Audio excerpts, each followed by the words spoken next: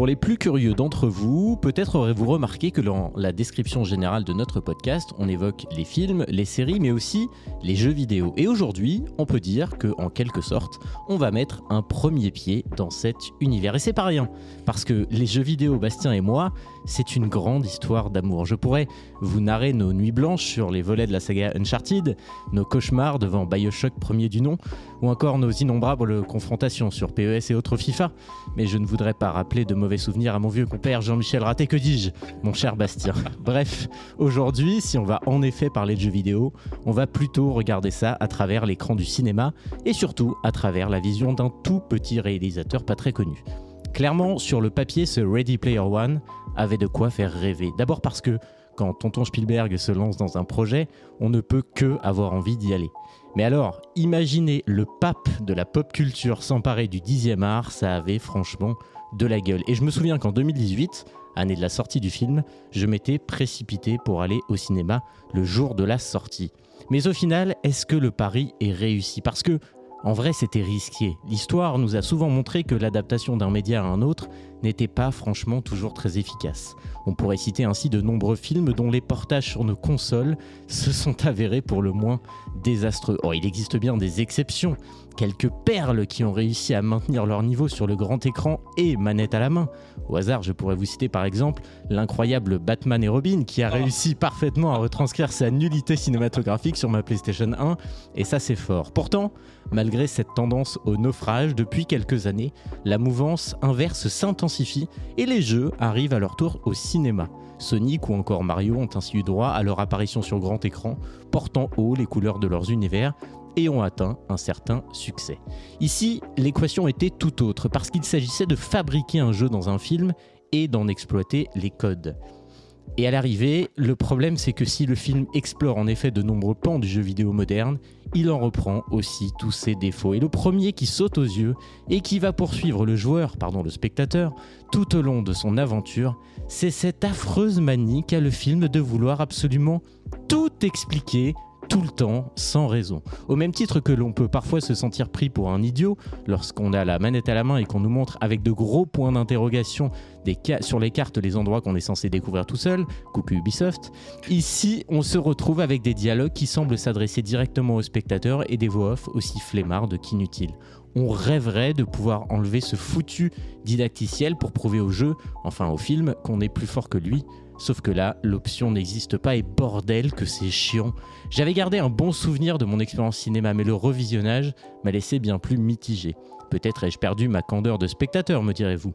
Mais quand même, quand un PNJ passe 3 plombes à expliquer au héros le fonctionnement d'un lieu dont il a précisé la phrase d'avant qu'il y venait pour la 1000e fois, franchement, on souffle fort. Je passe aussi sur les centaines de références à la seconde qui ne servent à rien d'autre qu'à offrir au spectateur une sorte de Où est Charlie géant, ou encore sur le fait que le film tente de présenter un monde dans lequel les joueurs sont multigénérationnels et la pratique universelle, alors qu'à l'arrivée, pas un seul de nos héros ne dépasse la vingtaine et qu'ils ressemblent à peu près tous à de potentiels égéries de publicité. Que voulez-vous, le hasard fait bien les choses et ça tombe bien parce que vous comprendrez aisément que, pour plaire au plus grand nombre, il est plus évident de suivre une bande d'ados beaux gosses plutôt qu'un groupe de quinquas dégarnis. La vérité sur ce coup, c'est que Spielberg fait presque son âge. Et ça me rend un peu triste, car malgré une réalisation technique qui reste encore aujourd'hui assez grandiloquente, son monde est vide de substance, tant le manichéisme est roi, étant le film pourtant futuriste semble avoir oublié que depuis les années 80, d'autres mythes ont formé la légende du jeu vidéo. Bref, je suis un peu triste, alors je vais m'arrêter là, et pour me réconforter, je vais retourner jouer à Clair Obscur, parce que ça, pour le coup, ça me fait vraiment ressentir des émotions.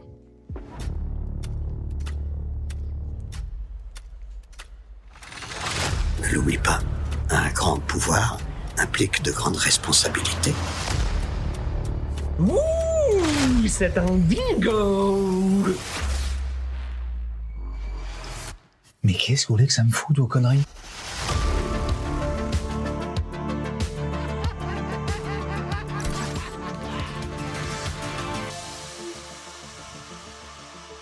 Tu me veux, je suis là. Bonjour à tous, salut Bastien. Salut Guillaume, salut tout le monde. Bienvenue dans ce nouvel épisode de DTPQ, comment ça va ? Ça va un peu fatigué là par cette semaine, mais je pense que tu on connais. est dans le même état. Voilà, c'est ça, absolument. On a le droit de dire, on va vous dévoiler un petit secret d'enregistrement, on enregistre littéralement 2 heures avant que ça sorte. Oui, là c'est un peu... Je crois que c'est la première fois. Oui, là c'est compliqué, hein. D'habitude on préfère fuir, mais là on a choisi d'accepter notre sort et on va y arriver. Mais surtout que là moi j'avais moins de stress que toi, c'est pas moi qui le pilote l'épisode d'aujourd'hui, donc c'est très bien, ça me va aussi.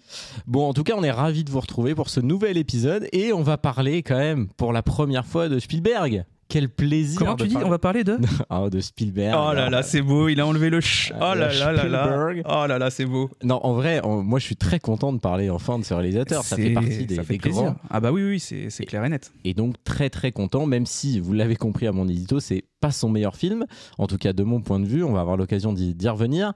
Donc ce film, il est sorti le 28 mars 2018, c'est Ready Player One, Prêt-Joueur 1, titre québécois évidemment, parce qu'ils ont même pas fait l'effort d'inverser le truc. C'est beau. Réalisé, je l'ai dit, par Steven Spielberg, et on retrouve notamment au scénario Ernest Cline, qui est l'auteur du roman dont est adapté le film. On reparlera un petit peu plus tard de la musique, je vais pas dire le compositeur tout de suite parce qu'il y a une petite anecdote autour de ça. Le film dure 140 minutes, il a été réalisé avec un budget environ de 175 millions de dollars et un box-office de 584 millions. Donc un petit four quoi. Voilà, un film extrêmement rentable et qui a beaucoup fait parler. Je sais pas quel souvenir t'en as à l'époque. Moi je me souviens que c'était vraiment le film dont tout le monde parlait quoi. Bah, j'ai pas regardé exactement la filmo de Spielberg et surtout à quel niveau le film, quand il est sorti, ça faisait combien de temps que Spielberg n'avait pas fait de film, mais il me semble que tout le monde était un peu heureux parce qu'au vu de la bande-annonce et des références qui pullaient à l'écran juste avec la bande-annonce, tout le monde, je me souviens, s'est un peu chauffé en mode oh là, le retour du patron des années 80, du cinéma, de la pop culture de ces années-là, etc. Donc on était tous, oui, je pense que tout le monde était très hypé et très pressé de voir le résultat. Moi je me souviens non seulement de la bande-annonce, mais effectivement de ce que tu décris, c'était vraiment je l'ai un peu dit en rigolant dans l'édito, mais on avait un peu l'impression que c'était le maître du jeu qui allait s'emparer d'un thème, et là on s'est dit s'il y a bien un mec pour faire du jeu vidéo au cinéma, c'est lui quoi. Ah bah oui, c'est pas nouveau, son amour du média, hein, de toute façon. Bien sûr. Si je dis pas de conneries, il est un peu à l'origine de tout ce qui est Medal of Honor, etc. Après avoir vu son fils jouer à Call of ou un truc comme ça. Exactement. Je crois que c'est ça l'anecdote. Il a beaucoup travaillé avec George Lucas sur Lucas Studio pour l'édition des jeux vidéo Star Wars notamment. Donc voilà, c'est un mec qui aime ce monde-là et donc il y avait une grosse attente. Alors j'ai quelques petites anecdotes assez amusantes sur ce film parce que le film, on l'a dit, s'inspire d'un livre de Ernest Cline dans lequel lui-même faisait énormément de références au film de Spielberg. Ouais. Et Spielberg, il a décidé de retirer quasiment toutes les autoréférences à ses films à l'intérieur du film. En fait, il y a très peu, il y en a quelques-unes, le T-Rex notamment, qu'on voit à la fin, mais il y a globalement beaucoup de références qui étaient dans l'œuvre originale, qui faisaient écho à ses propres films, qu'il a décidé d'enlever pour éviter de s'auto-référencer. Absolument. Alors si je peux juste te corriger, le T-Rex, on le voit au début. Hein. Ah oui, on le voit au début. Et alors par contre, j'avais lu, d'ailleurs, tu parles des autoréférences qu'il a laissées, ce genre de choses. Je crois qu'il n'est pas étranger au Géant de Fer. Oui. Si je dis pas de bêtises, j'avais cru lire là en regardant 2-3 trucs sur le film qu'au départ c'était pas censé être le Géant de Fer, le gros à la fin, ça devait être quelqu'un d'autre, mais il a pas eu les droits ou quelque chose comme ça. Et du coup c'est lui qui a choisi de mettre le Géant de Fer. Parce qu'effectivement il y a une autre ref pour faire ma parenthèse là-dessus, c'est que dans le film on voit le camion du film Duel, qui est son premier long métrage. Oui, et je trouve ça très cool. Mais tu l'as dit et je vais venir là-dessus, il y a eu un gros problème sur ce film, ça a été de gérer les droits d'auteur. Oui, voilà, parce qu'il a fallu juridiquement se mettre d'accord avec tous les ayants droit pour utiliser tout un tas de choses, et en particulier la DeLorean, parce que c'est un élément qu'on voit beaucoup dans le film, puisque c'est le véhicule utilisé par le personnage principal. Tu l'as dit, le Géant de Fer, il y a Chucky qu'on voit un petit peu, il y a tout un tas de personnages, Ultraman notamment, devait être à la base dedans, il a été supprimé pour cette raison-là. Donc en fait, ils ont vraiment eu Ultraman, ouais. Ils ont vraiment eu du mal à se mettre d'accord, parce que autant c'est plus facile à faire dans un livre d'évoquer des références que de les montrer visuellement. Bah c'est ça, en fait c'est le personnage d'Ultraman qui devait remplacer le géant de fer à l'époque. Ok, bah tu vois ça, je savais qu'il était pas dedans, mais je sais pas que c'était. Et d'ailleurs, si vous avez vu le film et quand vous le voyez, quand vous le verrez, ou si vous l'avez pas vu, vous serez étonné. On a mentionné George Lucas et justement son amitié avec Spielberg et le fait que Spielberg a pu s'intéresser au milieu du jeu vidéo et des effets spéciaux très en avance sur leur temps grâce à George Lucas. Il y a absolument aucun vaisseau de Star Wars ou ce genre de choses. Et non, puisque pour une raison notamment juridique, c'est qu'à l'époque, Star Wars était déjà passé sous pavillon Disney. Tiens. Que les négociations étaient difficiles. Alors ça me permet d'enchaîner sur un autre point. J'ai un tout petit peu parlé de la musique. On sait que Spielberg travaille quasiment exclusivement avec John Williams. Et ben c'est pas lui sur ce film-là. Et il y a une raison, parce que John Williams était engagé déjà sur le travail de Star Wars The Last Jedi. Oh. Donc il n'a pas pu faire la musique, et c'est donc Alan Silvestri qui s'en est occupé, qu'on a déjà évoqué ici quand on a parlé de je ne sais plus quel film, mais je me suis souvenu que c'était Silvestri. Je crois qu'on l'a évoqué dans un film, ça va me revenir. C'est possible. Mais en tout cas, il est très connu notamment pour la musique de Forrest Gump. Alan Silvestri, peut-on le rappeler, ou plus récemment du film Here, qui est mon gros coup de cœur de 2024. Voilà, c'est dit, allez voir ce film, c'est un très très bon film, même si personne ne l'a vu. Bah, écoute, tu parles de Here, là ça me permet, puisque du coup j'ai regardé pour Alan Silvestri, donc un collaborateur de Robert Zemeckis en fait, parce qu'il a fait la trilogie Retour vers le futur, Qui veut la peau de Roger Rabbit. Donc un gros patron aussi, hein. Quand même, c'est pas John Williams, mais on reste sur un gros patron. Hein. Je regarde, il est très prolifique. Si je oui, tout à fait. Ouais, c'est ça. Et Spielberg, à l'époque, avait justifié entre guillemets ce choix en disant qu'il était content de prendre un compositeur qui était attaché à la mémoire populaire dans les années 80, puisqu'il a fait pas mal de films de cette époque, notamment Retour vers le futur.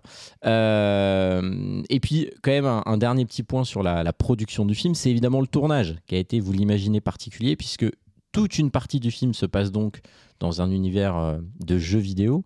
Donc, tout ça a été fait en motion capture.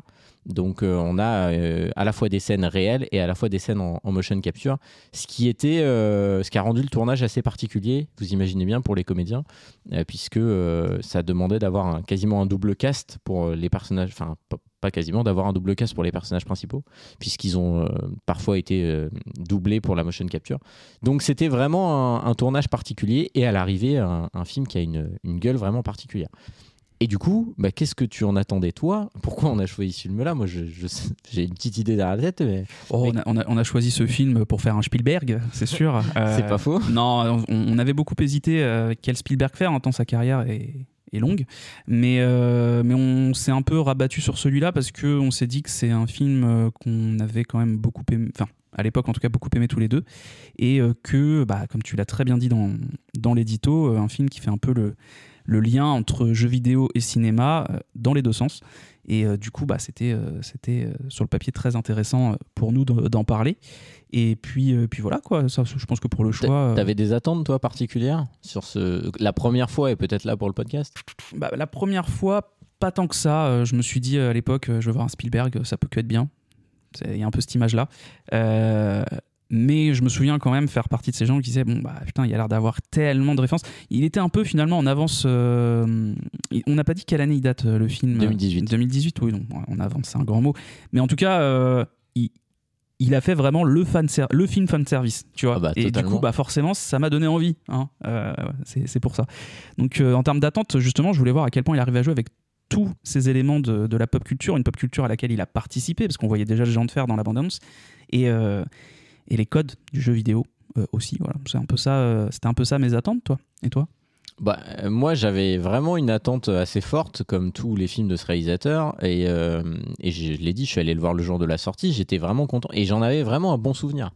Pour moi, j'avais passé un bon moment, c'était divertissant, et je me souviens avoir été même assez dithyrambique sur le film à l'époque, et avoir lu et écouté tout un tas de critiques que je trouvais parfois assez rudes. Et du coup, on peut le dire, c'est quand on a choisi de faire un film de ce réalisateur-là, c'est moi qui ai proposé de faire celui-ci. Enfin, on s'est mis d'accord, mais c'était ma proposition parce que je me suis dit c'est bien de faire un film un peu moderne de ce réalisateur et pas tomber tout de suite dans les grands classiques. On voulait pas retrouver les dinosaures tout de suite après Jurassic World. Ça nous faisait trop mal au cœur. On a besoin d'un temps pour se remettre de cet épisode. Mais voilà, et moi vraiment, j'y suis allé avec un énorme enthousiasme quand je l'ai revu hier. Et j'ai vraiment été déçu en fait. J'ai trouvé ça vraiment pas très bien. Et alors visuellement, je l'ai dit, le film il a pas vieilli. Hein. D'un point de vue technique, il y a vraiment des effets assez forts. Il y a un petit point moi qui me tique un peu, mais c'est pas que ce film-là, je trouve que c'est un peu général dans les films avec beaucoup de CGI. Mais ouais, j'ai trouvé ça tellement bateau, tellement manichéen, tellement... Et en fait, je n'avais pas souvenir. Dans ma tête, c'était un film... Enfin, il n'était pas pollué par ça. Et je me dis que j'ai vieilli, tout simplement, parce que 2018, ça fait quelques années. Et j'avoue que ça a beaucoup moins bien marché sur moi, ce deuxième visionnage. Quoi. D'accord, ok. Bah, moi, c'est marrant, ça a bien marché quand même. Ce visionnage a bien marché. Je te rejoins quand même un peu sur le côté didactique du métrage. C'est vrai dès le début, dès l'intro, en fait, ça m'a fait énormément bizarre quand j'ai lancé le film de voir une voix off m'expliquer tout de suite, m'expliquer le contexte. Et en fait, j'ai bugué un peu. En plus, le terme est bien choisi du coup, vu le contexte du film. Mais ouais, j'ai bugué. J'ai fait, attends, il y a une voix off au début du film. J'ai fait, mais c'est pas le genre de la maison. Qu'est-ce que c'est que ce bordel ? Donc je te rejoins sur les défauts. Maintenant, j'ai trouvé que c'était très plaisant. J'ai quand même un gros reproche, c'est que justement ce côté fanservice qu'on attendait, c'était déjà un peu le cas à l'époque, hein, quand je l'avais vu la première fois. Et ça s'est confirmé là avec le revisionnage, c'est que putain, c'est dur pour la rétine des fois. Pas parce que les effets spéciaux sont moches, mais parce qu'il se passe 1000 fois trop de choses à l'écran. Il y a 1000 fois trop. Tu vois, t'as très bien dit la métaphore du Où est Charlie. Là, c'est épileptique presque, quoi. C'est que tu sais... T'as envie de voir toutes les références. Je veux dire, moi j'ai vu qu'il y avait des références, tu vois, à des trucs modernes aussi, pas que les années 80. Oui, il y a des références à apparemment, il y a un God of, il y a Kratos ou quoi, j'ai cru voir, je sais même pas si c'est vrai ou pas, tellement c'est impossible de vérifier. Donc voilà. Il y a une ref à Overwatch à un moment. C'est ça. Après, deux moments même en plus.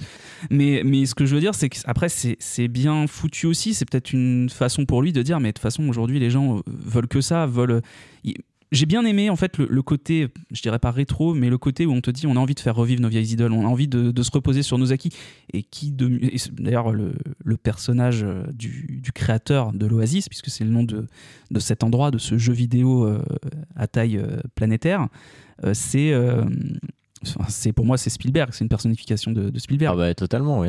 Totalement. Non, mais je suis d'accord. Voilà, donc non, j'ai quand même passé un bon moment. Maintenant, c'était un peu bordélique pour ma rétine, quoi. Non, mais je te rejoins. Moi, je trouve que... Et puis, je trouve en plus que les références, elles servent à rien à part juste à être là. C'est ce que je te dis, c'est un fanservice. Ouais. Mais c'est le mauvais fanservice. Exactement. C'est un peu... Mais encore une fois, alors, j'ai pas lu le livre. J'avoue que j'aimerais bien. Parce que je me dis que peut-être c'est plus digeste. D'ailleurs, il a fait une suite, Ready Player 2, si je te dis pas de conneries. Je savais pas. Mais je me suis noté là, après le film, de me dire ça aurait peut-être le coup quand même de lire le bouquin pour voir si c'est un peu mieux en version écrite, quoi. Après, j'avoue qu'il y a un truc moi, que j'ai quand même bien aimé, que toi, ça a l'air de t'avoir gêné. Ce que tu appelles le côté manichéen, je pense que c'est le côté de ces films des années 80. Moi, en fait, j'ai bien aimé retrouver cet esprit-là quand même. Tu vois, c'est pas le côté manichéen, mais le côté où tu suis une bande de potes, plus ou moins, qui vont se battre contre le grand méchant, qui voilà, machin, et à la fin, ils arrivent à gérer. J'ai trouvé que c'était un petit peu... ça faisait rêver comme ça pouvait le faire à l'époque. Enfin, j'ai trouvé qu'il y avait, encore une fois, qui mieux que Spielberg pour faire un truc comme ça, tu vois. Oui, mais bien sûr. J'ai trouvé que ça fonctionnait quand même. Moi, ça m'a fait plaisir. Moi, c'est le genre de truc qui marche bien. Après, c'est vrai que c'est un peu... pas ancien, mais ça dénote avec ce côté très gris qu'on aime voir aujourd'hui, en fait. Non, mais oui, le film, c'est vrai que il y a beaucoup de références aux années 80, je l'ai dit, et effectivement, dans la manière de faire, dans la manière de raconter, il serait sorti en 85, ce film, qu'on aurait trouvé ça fantastique, et qu'aujourd'hui, ça serait un doudou. Mais je comprends ce que tu dis, mais c'est vrai que moi, en fait, j'avais pas souvenir, c'est ça qui m'a choqué hier. En le revoyant, je me dis, c'est dingue, ouais. C'est à ce point-là, c'est vraiment aussi... aussi, les méchants sont très méchants et ils sont une armée, et les gentils sont des petits mecs pauvres qui vivent pas bien et qui essaient de s'en sortir, quoi. J'ai trouvé que ça manquait un peu de nuance, mais bon, après ça reste un gros spectacle et voilà. On va rentrer un peu dans le détail. Donc le film se passe en 2045. On nous explique, tu l'as dit dans une voix off qui est interminable au début, que la Terre est devenue surpeuplée, que grosso modo il y a une espèce de partie de la population qui vit dans des bidonvilles, ce qu'ils appellent des piles, donc ils vivent dans des maisons qui sont empilées les unes sur les autres. On dirait qu'ils vivent dans des casses en fait. Moi, ça m'a évoqué ça. C'est un peu ça, mais c'est suite à des guerres ou je sais pas quoi. Voilà, il y a eu des guerres, il y a un peu de famine. Enfin, il nous explique. Se poudre le tout de trucs super simples. Non, mais il nous explique un petit peu de guerre, un peu de famine, tu rajoutes un petit peu de tyran, puis tu es en 2045 quoi. Non, mais je crois qu'ils expliquent qu'ils peuvent plus cultiver de blé ou je sais pas quoi. Il y a un truc comme ça, ce qui fait que les gens ont plus à bouffer quoi. Mais les gens se réfugient dans un jeu vidéo qui est donc en réalité virtuelle, qui s'appelle l'Oasis, qui a été créé par James Hallyday et qui n'a rien à voir avec Johnny Hallyday. J'étais obligé de le faire. Je me demandais vraiment, quand j'ai revu le film, je me suis dit, je suis sûr il va faire la vanne. À un moment donné, je le sens, il va le faire. Je l'attendais dans l'édito en plus. J'ai vraiment pas réussi à la mettre. Et donc, du coup, la majorité de la population, parce que là c'est vraiment majoritaire, joue à ce truc. Et c'est un jeu qui est en réalité augmentée, mais plus, c'est-à-dire ça n'a rien à voir avec la VR qu'on connaît aujourd'hui, qui ne sert à rien. Voilà, ça c'était un petit tag pour la VR, mais vraiment je comprends pas ce projet. Et donc du coup, ça leur permet d'être dans un monde, tu l'as dit, à échelle 1 sur 1, où ils vont dans tous les univers qu'ils veulent et ils ressentent tout, puisqu'ils ont une espèce de tapis sur lesquels ils peuvent marcher. Enfin voilà, c'est vraiment de la réalité virtuelle plus. Et on va suivre, nous, Wade Watts, qui vit à Columbus, dans l'Ohio, voilà, je vais y arriver. Et il vit donc dans les piles et il a un pseudonyme dans le jeu, un personnage qui s'appelle Parzival, qui fait évidemment écho à Perceval. Je connais pas. Ça n'a rien à voir avec Kaamelott, hein, calmez-vous, mais voilà, à la légende arthurienne du coup. Et on nous explique assez vite que Hallyday, au début du film, donc, est mort, le créateur du jeu, et qu'il a décidé de mettre en place un ultime jeu à sa mort. Et en gros, il a caché 3 clés à l'intérieur du jeu, et celui qui les trouvera héritera totalement de l'Oasis, et il pourra en prendre le contrôle et décider de ce qui en adviendra. Donc il appelle ça un easter egg. Alors pour ceux qui connaissent le jeu vidéo, easter egg, nous on sait tous ce que c'est, mais c'est vrai que là c'est pareil, je comprends aussi, je tempère un peu ce que j'ai dit tout à l'heure. Évidemment qu'il faut expliquer, parce que nous on sait ce que c'est le jeu vidéo, mais je pense que tout le public de Spielberg ne joue pas aux jeux vidéo. Donc oui, ça justifie d'expliquer un peu quoi. Donc évidemment ils essayent tous de participer, et notre ami Parzival en premier à essayer de retrouver ce truc là. Il est accompagné par ses amis, donc il y a H, il y a Daito et Cho, et puis assez rapidement va arriver Artemis dans le groupe, et donc ils essayent de récupérer le premier artefact. Pour le faire, il faut réussir à gagner une course. Donc là, pareil, là c'est le festival des références. On a la DeLorean, la Batmobile, on a la voiture de Mad Max, la voiture de Mad Max, on a tout un tas de trucs. Elle a la moto d'Akira, absolument, si je dis pas de bêtises. Et donc évidemment, personne ne réussit à gagner cette course pour récupérer la première clé. Et surtout que ces gens-là sont en compétition. Donc ça, c'est Monsieur et Madame Tout le Monde, avec une entreprise qui s'appelle IOI. Donc Innovative Online Industries, qui est dirigée, je l'ai bien dit, hein.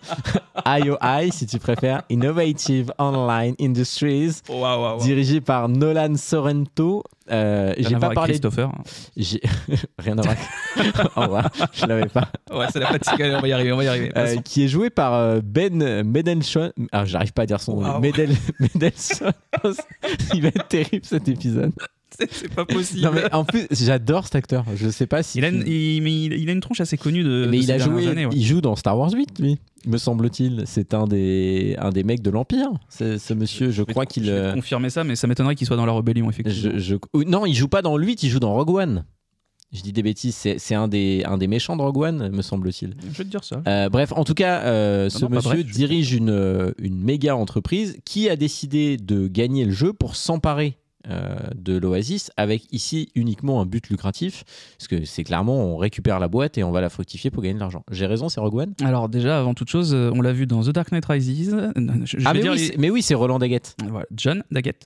Oui, pour le coup, John. On l'a vu dans The Place Beyond the Pines, où là il s'appelle bien sûr. Robin, rien à voir avec avec The Dark Knight du coup. Il joue dans Les Points contre les murs, très très bon aussi celui-là.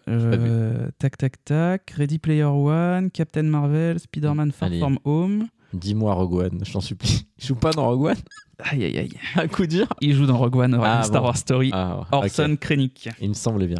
Bref, donc du coup, il dirige une entreprise et lui, il paye tous ses salariés à jouer. C'est-à-dire les mecs, c'est pas mal comme job. Ils jouent à un jeu toute la journée pour essayer de gagner. Enfin, comme ils arrêtent pas de perdre. Et ils font que perdre, ils sont très nuls. C'est pas super comme job. Hein. Je voudrais pas dire. La prime de réussite, elle leur Non, passe mais sous le nez. Hein. Exactement. Et donc ils essayent de gagner la course. Évidemment, ils n'y arrivent pas. Et notre ami Parzival, lui, il a une idée. Il se dit que avant de bêtement faire la course, il faut essayer de réfléchir au message qu'a laissé Hallyday. Et donc, il va dans un endroit qui est un espèce de musée. Il va voir un PNJ qui s'appelle le Conservateur. Moi, j'ai beaucoup aimé moi ce truc-là. Alors, je suis d'accord. C'est un des trucs que je trouve vraiment pas mal. On en débattra peut-être un peu tout à l'heure, mais j'ai trouvé que l'idée était bonne. Et donc, c'est là qu'a lieu cette scène qui est très agaçante où il lui dit vous venez pour la 1100e fois, alors je vais vous expliquer comment tout marche ici.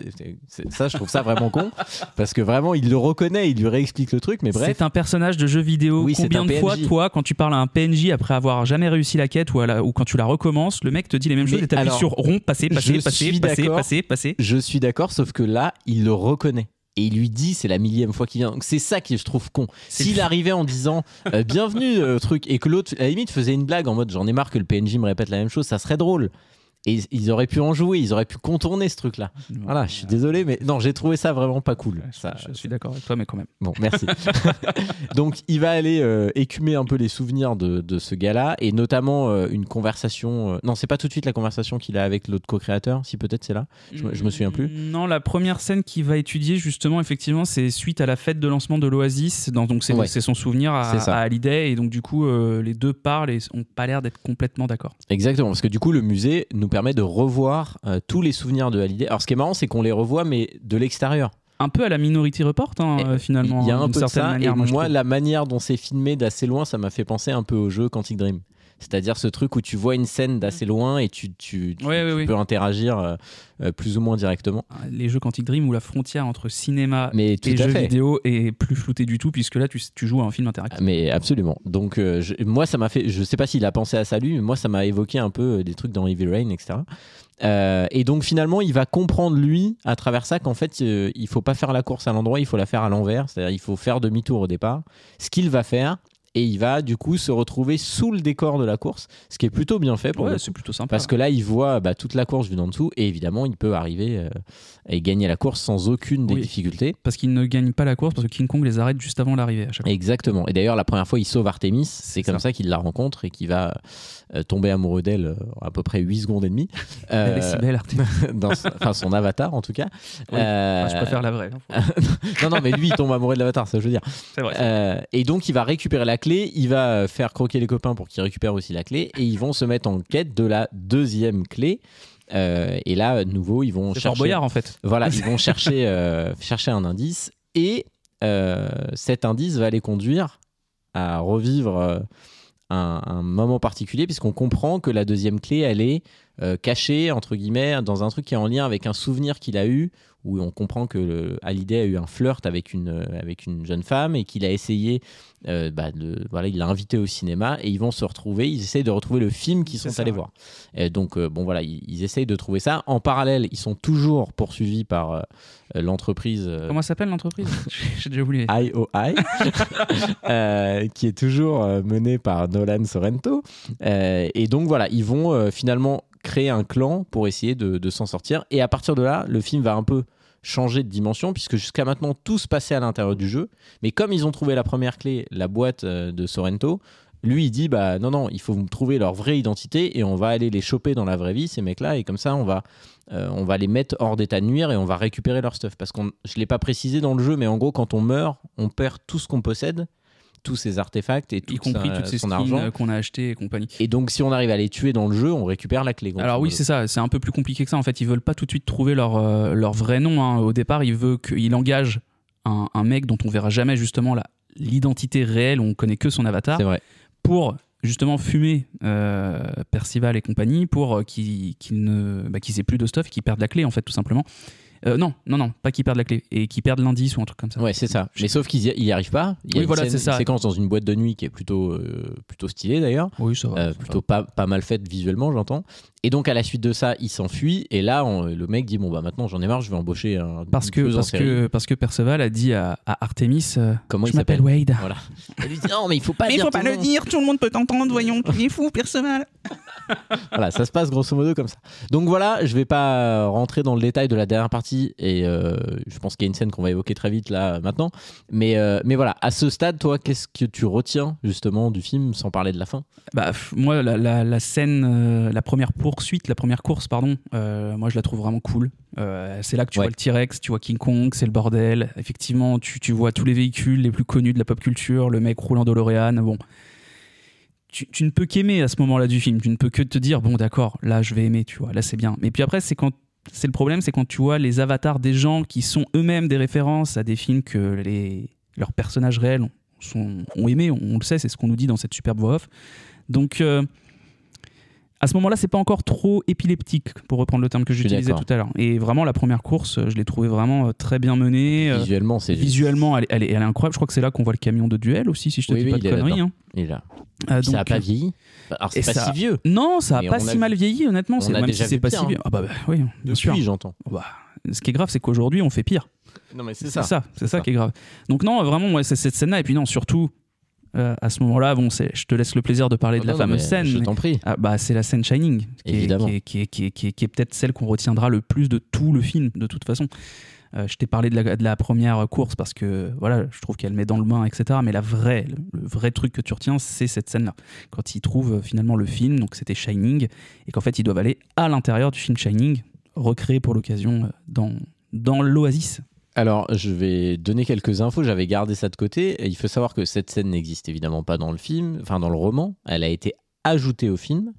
Et surtout, pour la faire, ils ont utilisé des images du film d'origine. C'est-à-dire que dans le film, il y a des plans du film original sur lesquels ils ont ajouté du décor en CGI et de la reconstitution physique. Donc il y a quelques plans qui sont issus du film original et ça je trouve ça génial parce que d'abord c'est très bien foutu parce qu'il n'y a pas de, on le voit pas, on perçoit pas qu'est-ce qui est du CGI, on perçoit pas, j'entends, mais je veux dire globalement il y a une vraie cohérence. Que tout avait été recréé en fait. Eh bien non, certaines images, alors je pense qu'il y en a peu, mais il y a quelques images qui sont issues du film original et je trouve ça top. Et effectivement cette scène elle est dingue. Ah oui, franchement cette scène cool. À elle seule elle justifie de voir ce film. C'est ça, puis j'ai beaucoup aimé le fait qu'on prenne, parce que Shining, voilà, dans film culte, parmi les films cultes, je pense qu'il a sa place. Et effectivement, c'est très intéressant qu'on prenne le parti de nous faire visiter ce décor de Shining. Totalement. Par le seul personnage qui ne sait pas ce qu'il attend. Et en fait, j'ai trouvé ça vraiment très très bonne idée. Vraiment, pour moi, c'est la meilleure idée visuellement et narrativement du film. Ah mais je suis d'accord. Puis il y a une tension parce que donc il va se balader dans le décor, il va tomber sur les deux gamines. D'abord, même si on les voit 2 secondes et de très loin, ça marche. Ça met déjà mal. Exactement. Puis après, il va se retrouver dans la chambre avec dans la rivière de sang déjà. Voilà, dans la rivière de sang, puis ensuite dans la fameuse chambre. Ouais. Et franchement, toute cette séquence-là, elle est exceptionnelle. Non, ça marche bien parce que là pour le coup tu sens que c'est un hommage plus que du fanservice et totalement. C'est assumé et c'est bien foutu. Ouais, mais il s'en est pas caché, hein. Il voulait rendre hommage à Kubrick, on peut dire que c'est largement réussi et c'est vraiment une scène marquante et moi je pense que c'est peut-être aussi pour ça que ce film m'a autant marqué avec le recul. Ouais, t'avais que cette scène en tête. J'avais pas que celle-là, mais c'était la première. Ouais, pour moi, ce film-là, il y a cette séquence Shining. Et franchement, quand je le regardais hier, j'attendais. Surtout que plus ça avançait, plus je me disais, voilà, c'est quand même pas terrible. Donc j'attendais que ça arrive. Et quand c'est arrivé, je me suis dit, putain, là, quand même, c'est génial, quoi. Enfin, la manière dont c'est fait, comme tu dis, pour le coup, là, c'est du fanservice qui est bien. Oui. C'est ça qui est paradoxal. C'est que, à la limite, on aurait presque préféré qu'il y ait beaucoup moins de références, mais qu'elles soient toutes exploitées entre guillemets comme celle-là, peut-être pas de manière aussi aboutie, mais pas juste être là pour être là. Je fais juste une parenthèse sur un truc, vous allez dire je suis obsédé, mais le nombre de fois qu'on voit des stickers Batman dans le film. T'es obsédé, mec. Non mais on n'en peut plus. Non mais je veux dire, il y en a sur tous les casques VR, il y en a dans le camion, il y en a sur la moitié des On le voit dans la voix off puisqu'il monte l'Everest avec un personnage. Mais bien sûr, enfin franchement, au bout d'un moment les gars. Mais en même temps, c'est non mais en fait c'est pas Warner, hein, je crois. Non, mais c'est là pour être là, quoi. Ça n'apporte rien. C'est là où je trouve ça un peu dommage, alors que au début, dans l'exposition, comme il explique, il y a plusieurs planètes, notamment la planète Doom. Moi, je me suis dit peut-être que justement, on va évoquer certaines références, parce que Doom, c'est alors ça a plein de significations, mais en jeu vidéo, Doom, c'est quand même. Ça veut dire quelque chose. Ouais. Ça veut dire quelque chose. C'est un nom qui a une consonance chez les joueurs. Ça est considéré comme le premier, même si c'est pas vrai, FPS moderne. On pourrait dire que c'est Wolfenstein, mais moi à la base, la première fois que je l'avais vu, je m'étais dit ça. Peut-être qu'on va voir des références un petit peu, mais qui vont être un peu exploitées. Et là, en dehors de Shining, c'est pour ça que Shining reste, c'est pas le cas. Après, pour revenir sur les références Batman, moi, ce que j'ai beaucoup apprécié, c'est qu'on voit beaucoup de références en fait au jeu Arkham. Oui, c'est vrai. Parce que la Harley Quinn qu'on voit, la seule qu'on voit, c'est celle du jeu. Oui, tout à fait. La Batgirl qu'on voit, c'est celle du jeu. Et alors, même si Gotham Knight n'était pas encore sorti, ce jeu-là, magnifique, c'était quand même ce costume-là qu'elle avait dans son apparition en DLC. Dans Arkham Knight. Oui, tout à fait. Non, mais oui. J'ai un peu apprécié ça aussi quand même. Mais tu vois, là je vais refaire un petit parallèle avec ce que je disais en édito, mais c'est vrai que là où je reproche au film, tu vois comme quoi je mélange, c'est dans ce torrent de références, mais ça manque de références à des jeux vidéo modernes. Ouais, moi, c'est ça que je reproche au jeu. Mais on pourrait parler de ça. Je me souviens qu'à l'époque, je sais plus qui, mais j'ai entendu un critique dire, ou j'ai lu un critique écrire plutôt, Spielberg, quand il a fait son film, il semble avoir oublié que depuis les années 80, il y a eu d'autres musiques qui sont devenues cultes et qu'il n'y a aucune raison que pour des gens qui ont leur âge en 2045, ils écoutent des musiques de ces années-là. Et je trouve que c'est pas totalement faux. C'est pas déconnant, ouais. Et en fait, j'ai un peu le problème avec le jeu vidéo parce qu'à part quelques références de 2 secondes à Overwatch et Halo, parce que moi, c'est vraiment les deux que j'ai vus, mais je veux dire, on parle pas, il y a rien qui évoque, je sais pas moi, The Last of Us, qui évoque Uncharted, qui évoque Call of, qui évoque même, enfin. Même Medal of Honor. mais bien sûr, mais je veux dire, c'est quand même, il y a tout un pan de jeux vidéo qui existe, même, tu vois, il y a truc tout con, mais il n'y a pas de référence à des jeux compétitifs. Je pense à Counter-Strike, je pense à Rocket League, etc. Mais du coup, moi, je te pose la question, c'est rapport à ce que tu as dit dans ton intro, est-ce que ce serait pas justement par manque de droits d'auteur ? Mais je sais pas.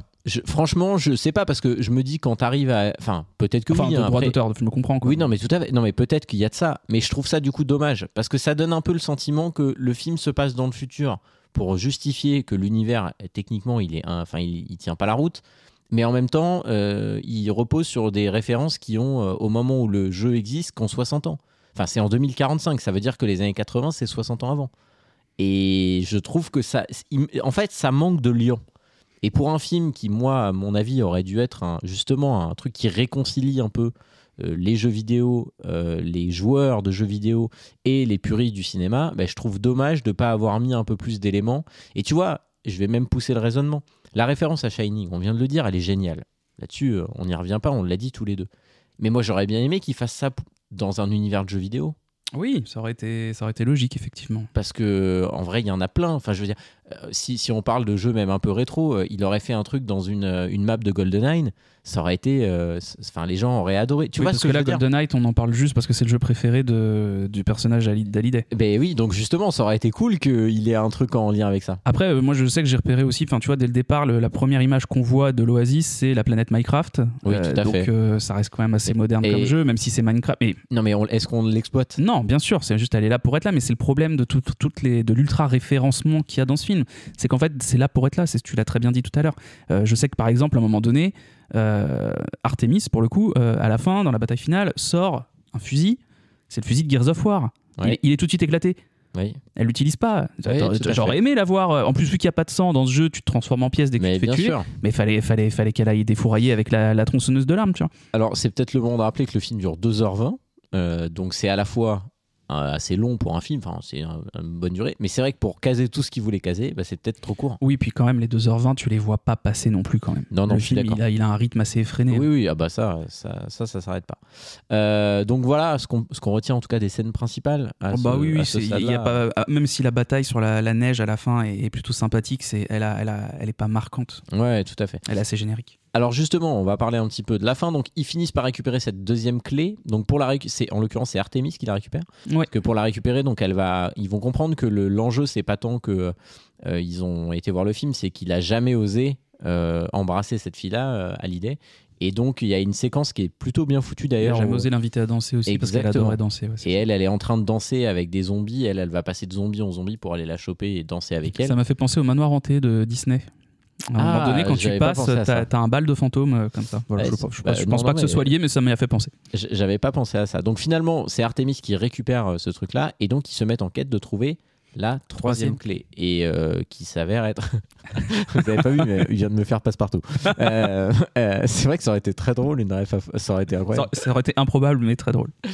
Donc du coup ils se remettent en quête de trouver le troisième truc, sauf que là les problèmes vont commencer et en fait Wade on va comprendre que là il est menacé, lui sa personne est menacée par son avatar dans la vraie vie et il va se faire capturer. Et donc à ce moment-là, on se dit bon bah merde, il va se retrouver enfermé dans IOI. Et finalement, on se rend compte que c'est pas IOI qui l'a capturé, mais c'est Artemis. Parce qu'en fait, Artemis, elle est une forme de pas de leader, mais une activiste dans l'espèce de résistance contre le capitalisme. C'est l'armée rebelle. Voilà, donc c'est une zadiste. Et donc, du coup, ils vont se rencontrer dans la vraie vie. Et il y a eu ce truc à un moment parce qu'il lui dit qu'il est tombé amoureux d'elle, littéralement au bout d'une demi-heure. Alors qu'il vient de perdre sa tante, puisque iOS l'a retrouvé dans la vraie vie et a fait exploser les piles. Et elle lui avait dit oui, mais en fait, là, t'aimes mon avatar, tu sais pas à quoi je ressemble. Et donc, forcément, il y a un plan où il se retrouve face à elle. Et là, c'est là où moi je trouve que le film va pas au bout du truc.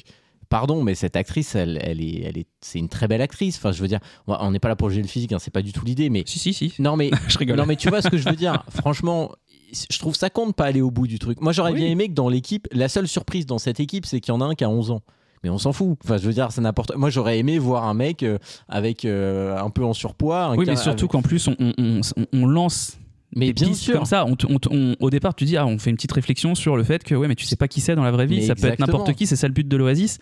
Et en fait, non, c'est juste une meuf super jolie. Et puis tous les autres sont badass aussi. Oui, son meilleur pote dans le jeu, Aesh, en fait, c'est une meuf un peu garçon manqué. Mais c'est ça. Et puis, voilà. Et puis il y a ce côté où voilà les deux autres personnages qui ont des pseudos à consonance asiatique, tu peux te dire, tu vois, peut-être que c'est uniquement par enfin je sais pas, moi aujourd'hui t'as plein de gens qui font dans les jeux vidéo, tu vois, des pseudos de trucs en référence à des mangas, des choses comme ça, puis finalement bah non, c'est des asiatiques. Enfin je trouve ça con en fait de pas avoir poussé le truc, parce qu'effectivement la réflexion sur internet, on sait jamais à qui on a affaire quand on parle à un avatar. Ben ouais, mais sauf que là, les avatars, c'est des sosies, quasiment des personnes qui les incarnent, quoi. Donc franchement, ça m'a déçu. Je suis complètement d'accord avec toi. Pour le coup, là, j'ai rien à rajouter. Finalement, ils comprennent que la dernière clé se trouve dans le château d'Anorak, et ça n'a rien à voir avec les manteaux, sur la planète Doom. Et ça tombe bien. Mais non, mais en plus, il y a de la neige. Pour moi, c'est fait exprès.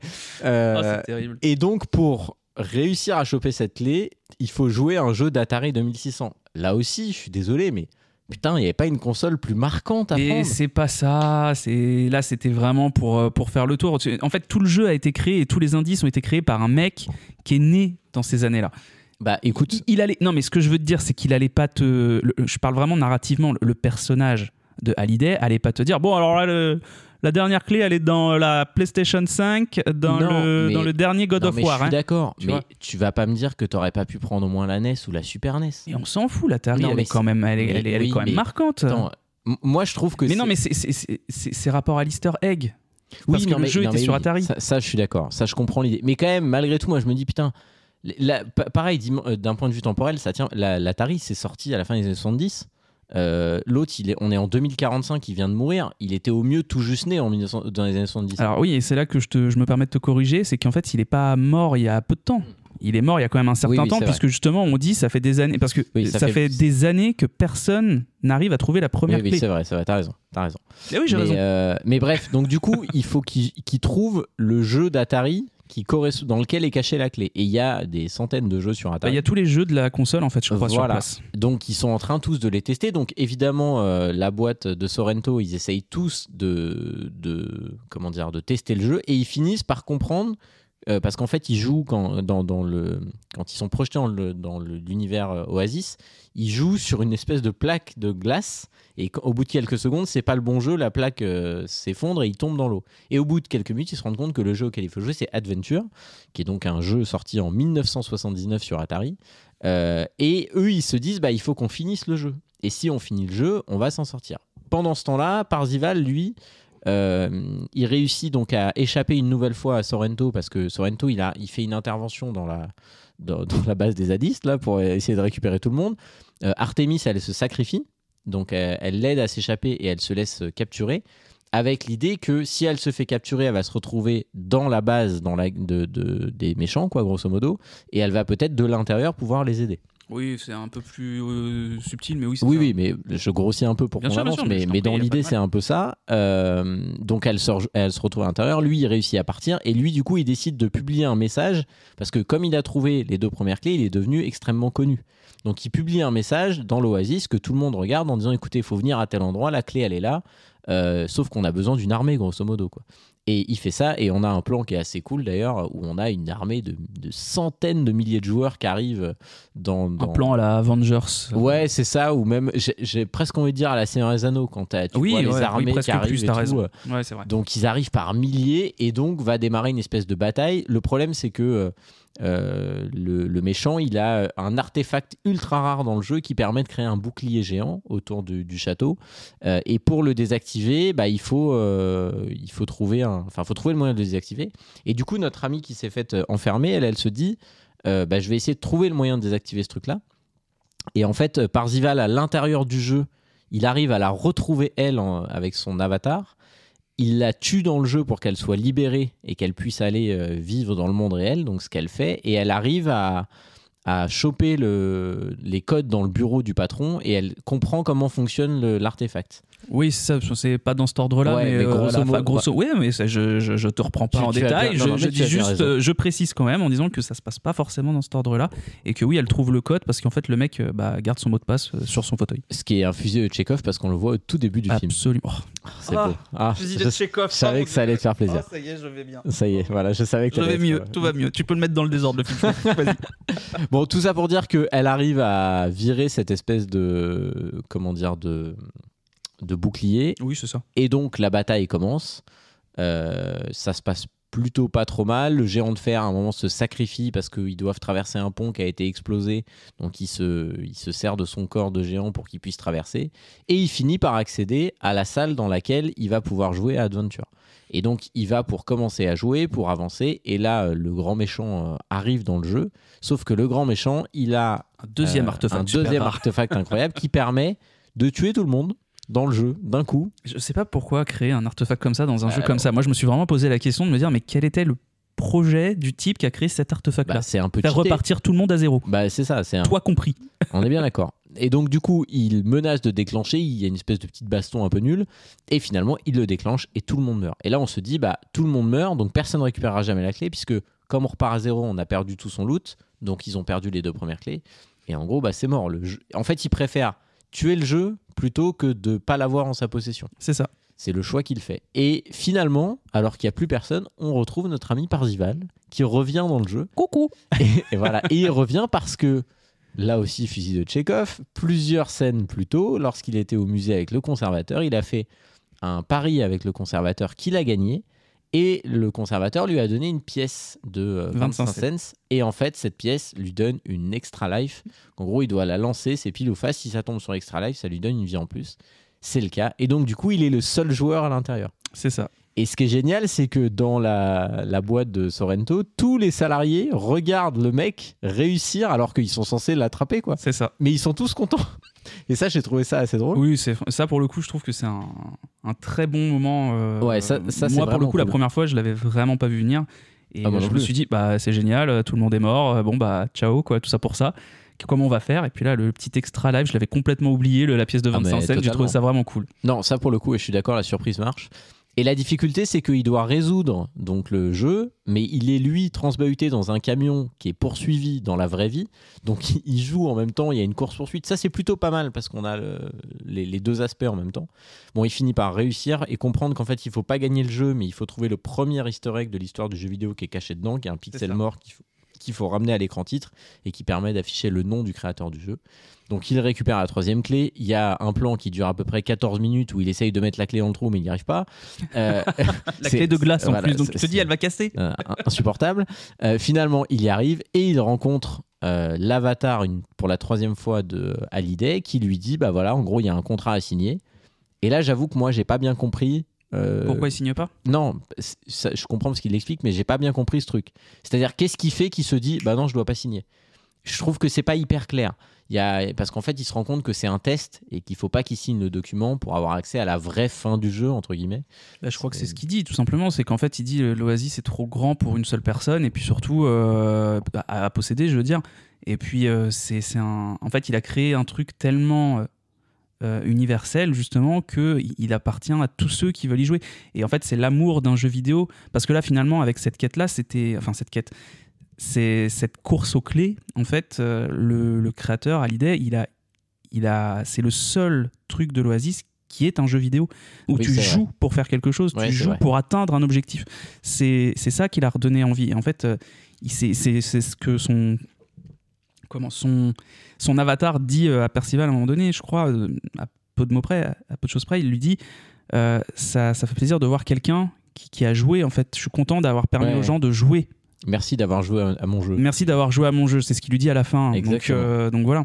Donc du coup, comme il signe pas, il accède à la vraie fin. C'était un pacte avec le diable en fait. Exactement. Et la vraie fin, il se retrouve non pas face à l'avatar, mais vraiment face à Hallyday. Une version de lui. C'est-à-dire, on voit Hallyday, on le voit lui enfant. En tout cas, c'est comme ça qu'on nous l'a vendu. Et il lui donne donc l'orbe finale là, qui est censé lui donner le contrôle du jeu. Sauf que dans la vraie vie, le camion finit par se retrouver dans les tuiles, dans les piles, pardon. Et Sorrento arrive. Et là, pour le coup, là aussi, je suis obligé de classer ça dans les trucs nuls.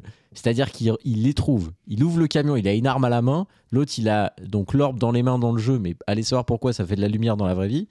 C'est parce qu'il a une combinaison. Oui, non mais pourquoi? Bon, bref, vas-y, continue. Et pourquoi il tire pas dessus? Pourquoi il est ému d'un coup?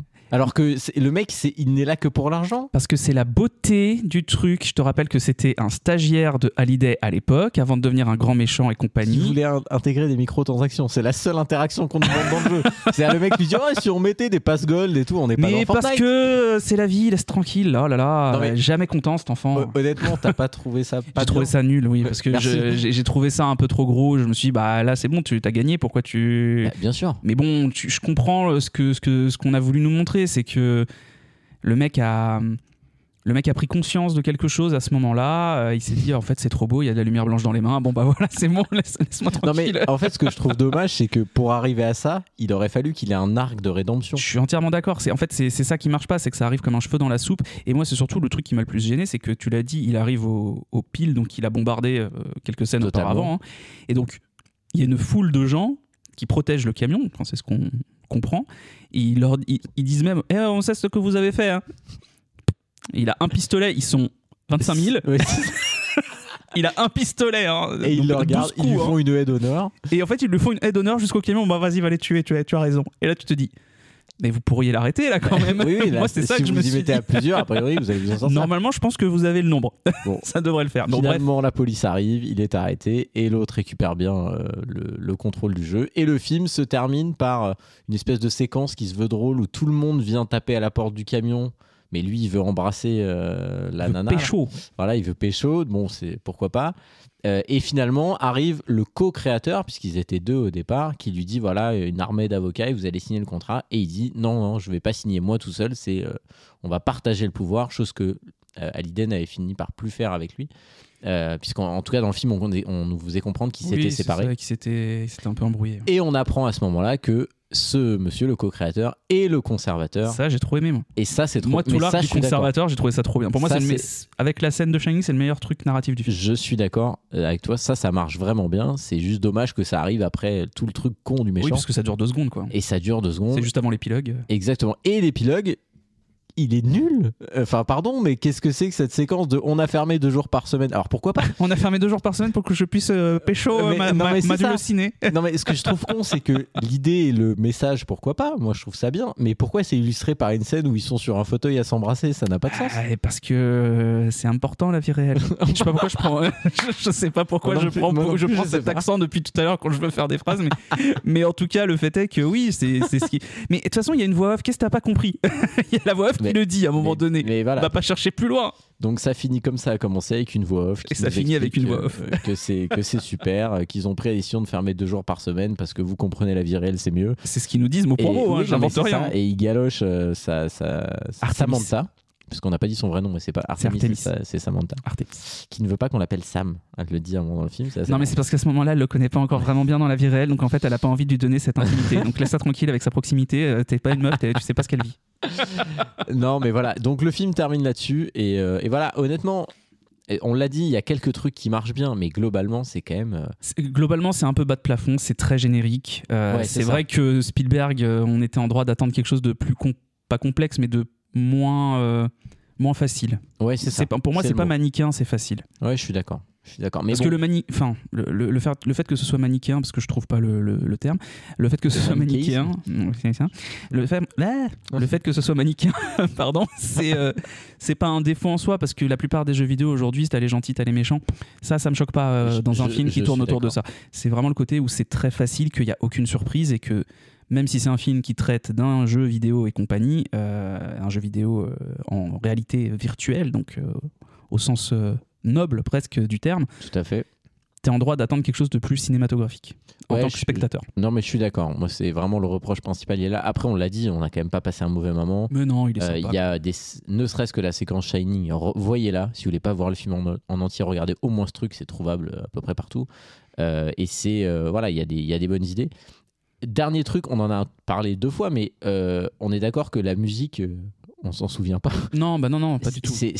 Moi, je suis étonné, c'est qu'il n'en ressort rien de la musique. C'est rare dans les films de ce réal-là. Ouais. Alors, on l'a dit, là, il travaille avec Silvestri, mais Silvestri, c'est pas n'importe qui. Il a fait des musiques iconiques. Ah oui, non, c'est pas sa meilleure bande originale. Ah ouais, sûr. Mais clairement, franchement, j'ai vu le film hier, je serais pas capable de te fredonner le thème. Non, impossible, parce que en fait, ce qui ressort, c'est vraiment pas ce dégueulis, mais c'est cet amour. Enfin, je sais pas si c'est vraiment un amour ou plutôt peut-être une critique justement du fait que les gens vivent encore dans le passé avec tous ces trucs-là. Mais en tout cas, ce qui ressort, c'est les musiques utilisées, les thèmes. Tu vois, à un moment donné, quand ils utilisent le cube Zemeckis, t'as le petit thème de Retour vers le futur.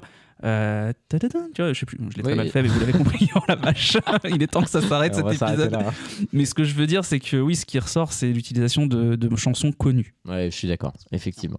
Bon, on a fait le tour. Ah ouais, on a fait le tour, et on a fait 2 fois le tour même, et pas à l'envers. Bon, et ben merci à tous de nous avoir suivis pour ce nouvel épisode. On se retrouve la semaine prochaine à 18h pour un nouvel épisode. Salut à tous. Merci, allez, salut Bastien. Ciao.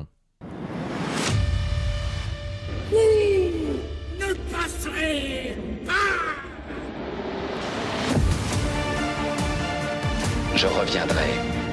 Tu étais l'élu, c'était toi! À la boulette. Je vous emmerde! Je rentre à ma maison! D'accord, faisons comme ça.